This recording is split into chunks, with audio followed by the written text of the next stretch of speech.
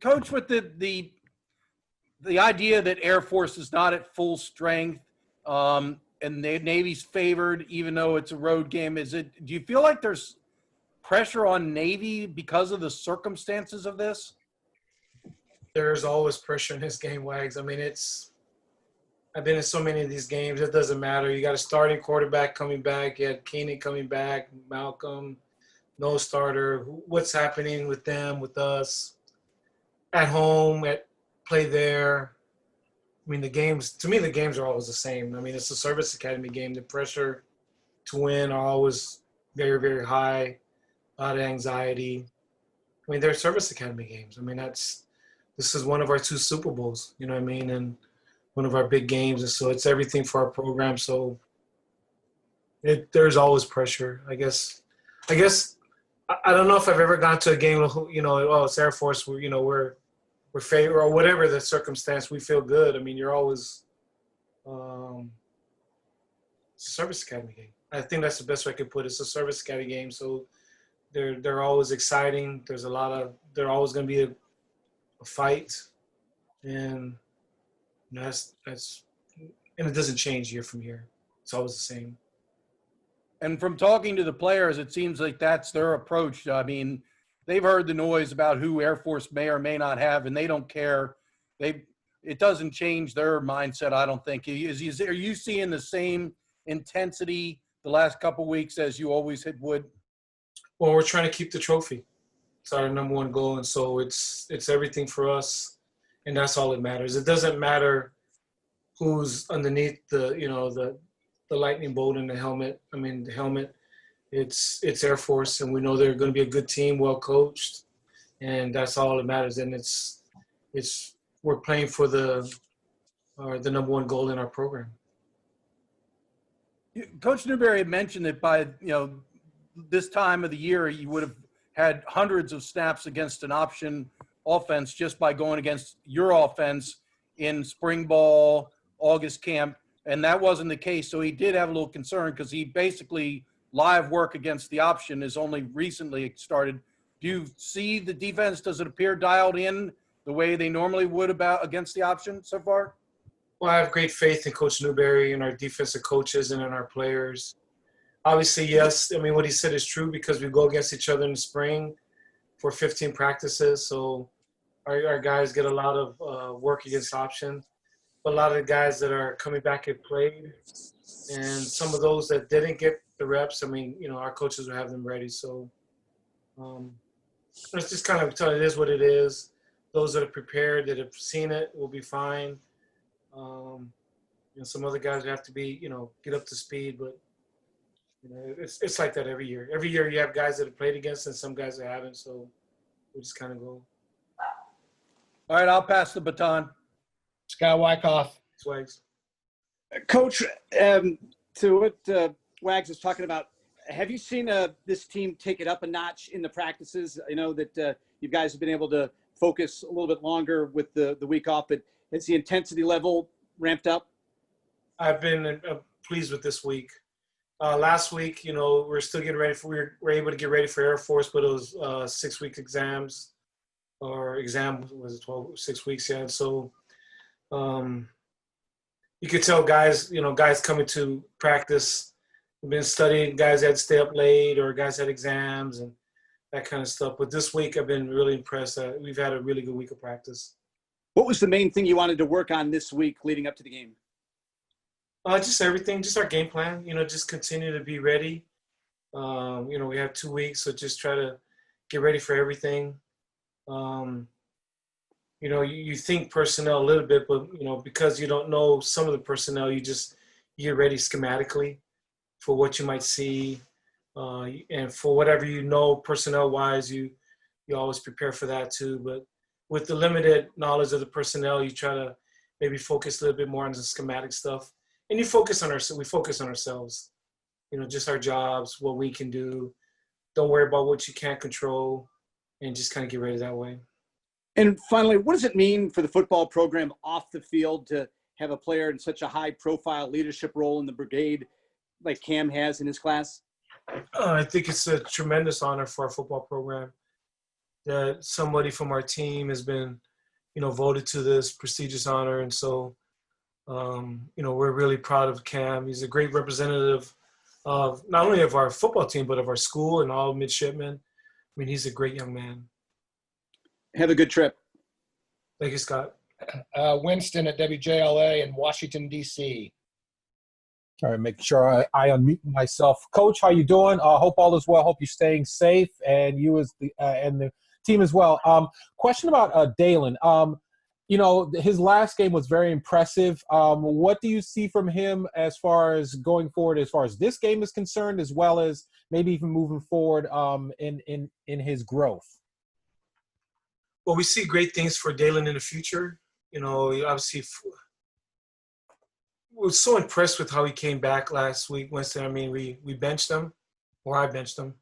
I mean, it's I want to make clear that it wasn't Ivan's decision. I decided to bench him, and I normally do that by gut feeling, just how I feel guys are playing. And he and I had a long talk, and he was very, very respectful, just like Coach. I don't agree with it. What you're thinking. I mean, we had a really open, frank discussion, and I told him this is what I saw, blah blah blah, and he told me his reasons why he doesn't think it's right. And it was kind of weird. Was after our discussion, if we were in a court of law, he might have won. I mean, his case might have been better. Like, you're probably right. But I still decided to stick with that, and we went with the young freshman. And as tough as that was for him to swallow that pill, he came to work, practice, and worked hard. Came off the bench in a tough situation and led us back to victory. Just shows you the resolve of this young man. And so he's a wonderful young man, comes from a great family. But you have to have great character to fight through those kind of adversity. Most guys would have quit. Like, what? This is wrong. I'm out of here. But he fought through it, and I'm really happy for him because he's, like I said, he's one of the most beloved guys on our team. Everybody loves Dalen. Just to follow up real quick, I just wanted to, I may have missed this or not, but who will be starting quarterback this week? Well, if you're ready to disclose that. No, since they're just not disclosing theirs, we won't disclose ours. Gotcha. No problem at all. Thank you very much. Appreciate it. Have a safe trip. Mike James, you're up. Hey, Coach. You talked before the Tulane game about how it's like a service academy game and that they're feast or famine. When you have two teams where they're so familiar with each other, how important is it to be able to find things that are unfamiliar to be able to move the ball and get those big plays? I mean, it's a great point, Mike. And you got to find them quickly. It's not like, sometimes you play a passing team and then we'll get a few more turns. So, okay, oh, wait a minute. They didn't line up the way we thought they would line up. But we kind of got, we call it a holy grail. We got this, we come with the game plan, but as soon as there's something else, we go, okay, they're in this. We'll go to all of our different scenarios, all of our different answers for that defense and kind of pick and see what works. And when you're playing a team that maybe throws the ball more and you get a little bit more opportunities, you might have a little bit more time to experiment a little bit. But against the service academy, you better find something quickly or the half's going to be over. And so that's a really good point. Sometimes you find some stuff late, but it's very, very important that we find something that works. Because it's hard because, like you said, we know each other so well. You know what I mean? So you guys try to pick up some stuff. Maybe there's something personnel-wise. Maybe you have an advantage somewhere and you find out at the game, hey, so-and-so is better than this guy, or whatever the case may be. You always have a game plan. You always prepare. But in these games, like all the games, you got to be able to make silent adjustments quickly in order to be effective. And at the same time, they're doing the same thing too. So you have to prepare your defense to face that. Does that change how you prepare for a game like this and what you want your defenders to, where you want their eyes to be or something? No, you go in there with your game plan, and then you might have a few adjustments, and then you might talk about that during the week. And here are some things we may see.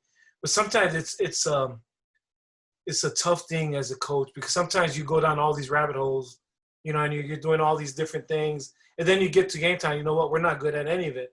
Because like, okay, what if they do this? What if they do that? Okay, let's prepare for this. And in coaching, we call it, sometimes you chase ghosts. And on defense, really on both sides of the ball, you chase ghosts a lot, but you have to. You know what I mean? On defense, okay, we have to prepare for this just in case they line up like this, or they get an empty, or if they do this, formation into the boundary, or whatever, maybe some unusual things. Or maybe you watch, all of us are copycat coaches, and so maybe there was something on Monday Night Football or maybe a college game that somebody did something really good, like, you know what, let's prepare for this. Maybe what if we, just in case they saw that, they tried that on us. And so it's a balance. It's really, there's been times like, man, we did a great job and having some different answers and being ready. And then sometimes you're like, we did too much. You come back on a plane, or you kind of like, we diluted ourselves too much. We were kind of chasing too many different scenarios. And so, like I said, you never know until the game's over if you did enough. You know what I mean? You try to prepare the best you can, but that's what you said is the dilemma, the curse, or I guess, or the blessing of a coach. I mean, if you can do it right, it works out great. If it's not, you're like, crap, why did we do that? We shouldn't have had 6 game plans. We should have had 3. And then you've done, man, why did we only have 2? We should have had more.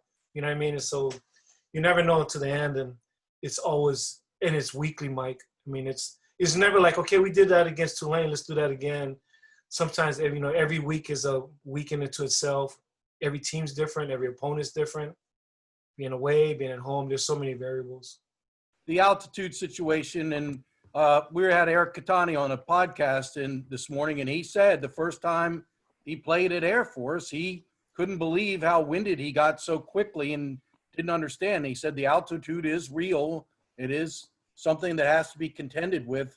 Do you maybe during the walkthrough have the players do sprints or something just so they can get used to, exertion at high altitude? Or is there anything you can do or have learned over all the years you've been doing this to help your players acclimate to that situation?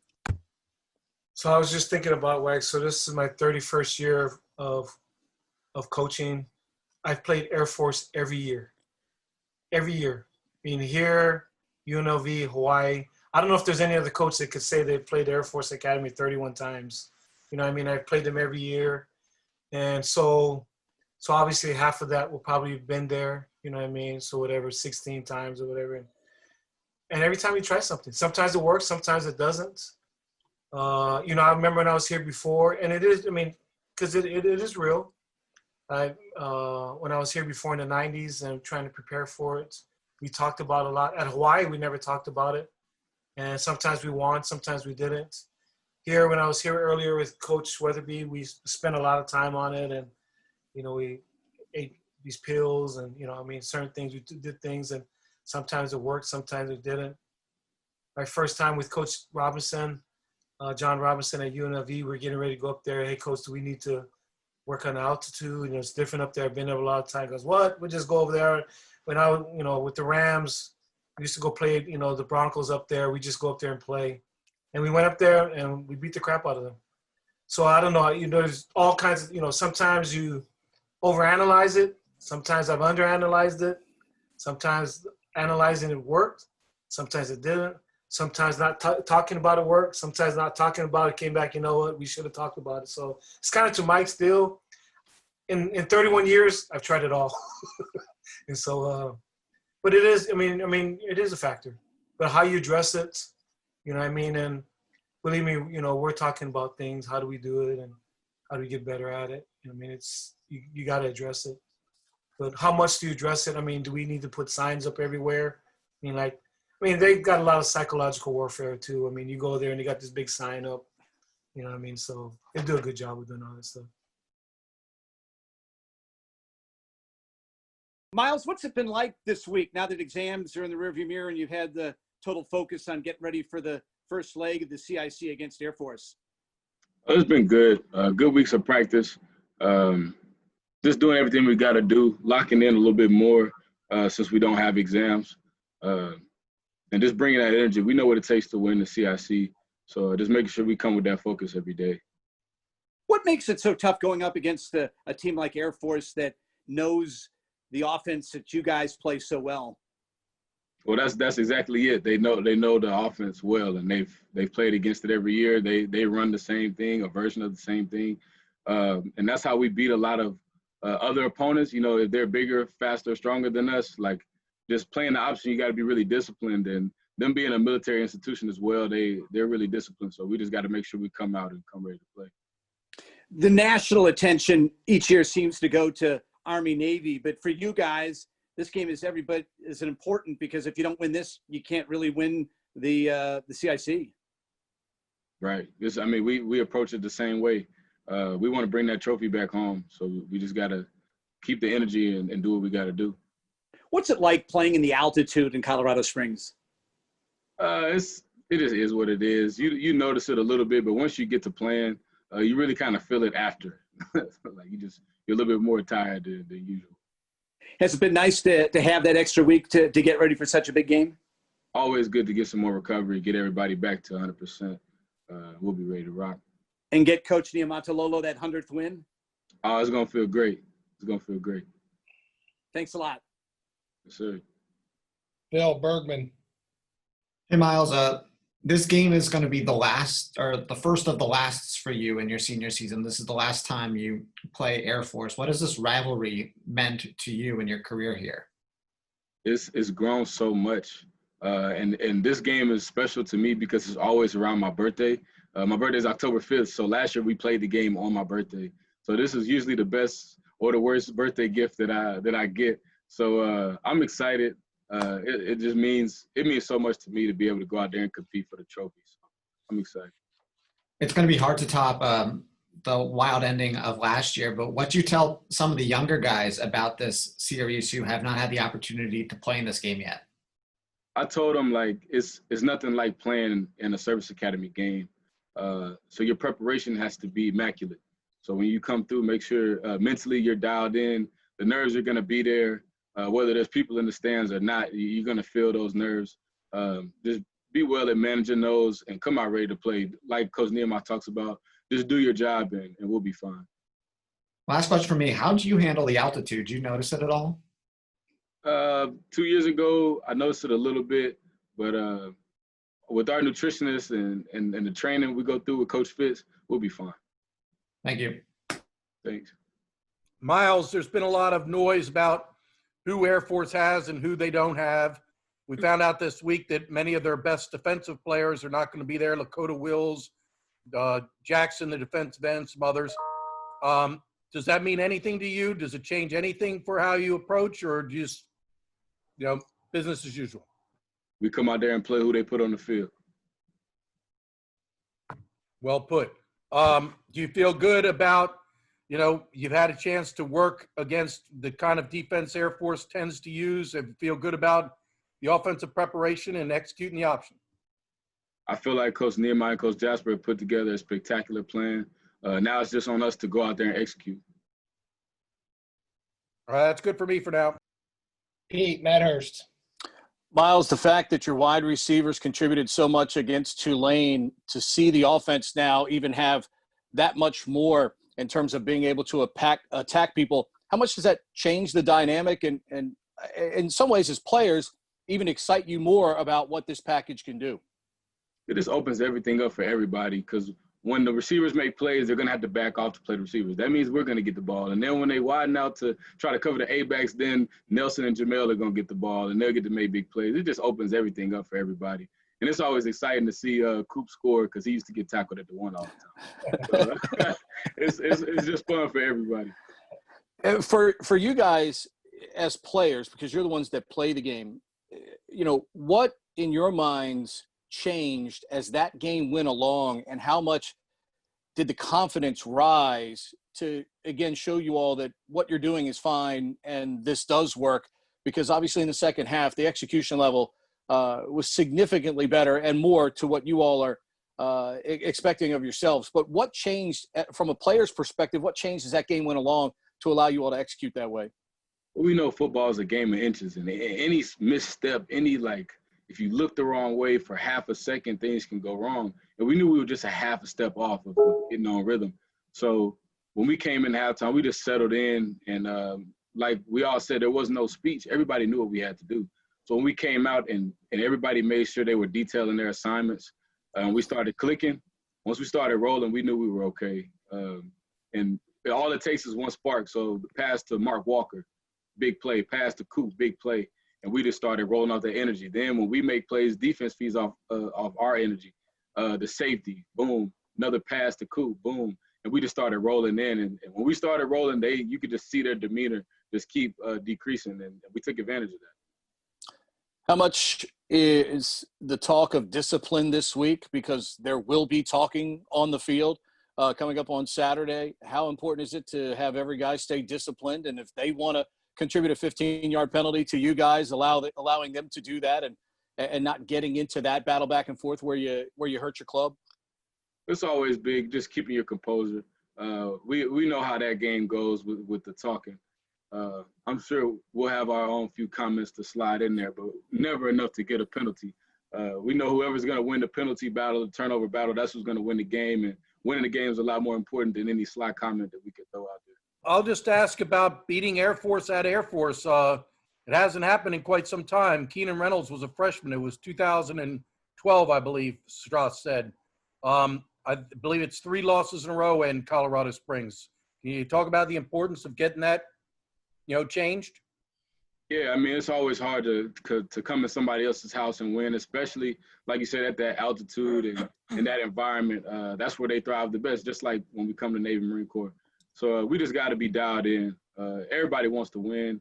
We know we've been through a lot this year, everybody. And we just want to make sure we're doing everything and showing the work that we put in. So it means a lot.